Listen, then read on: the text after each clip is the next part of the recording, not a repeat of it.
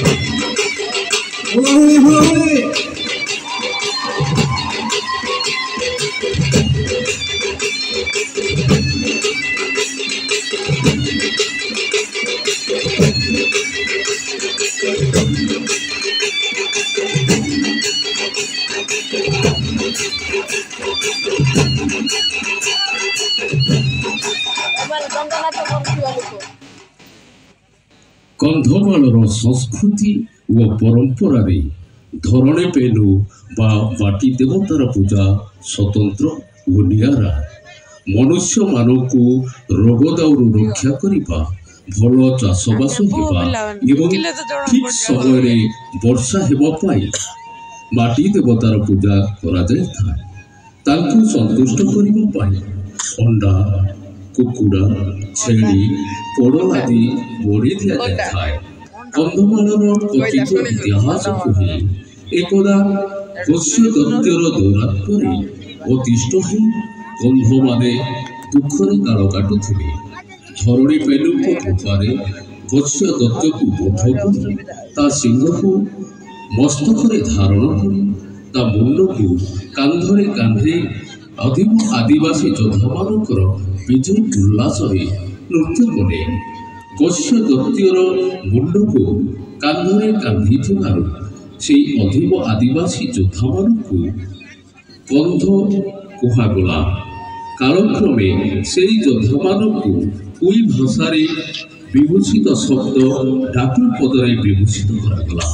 से स्मृति को आधार कर डाकु नृत्य कंधमालर संस्कृति और परंपरा परिणत है। माटी देवता कृपारे कृतार्थ होई कंध धांगड़ी मानकु धरी धन्यवाद दिए।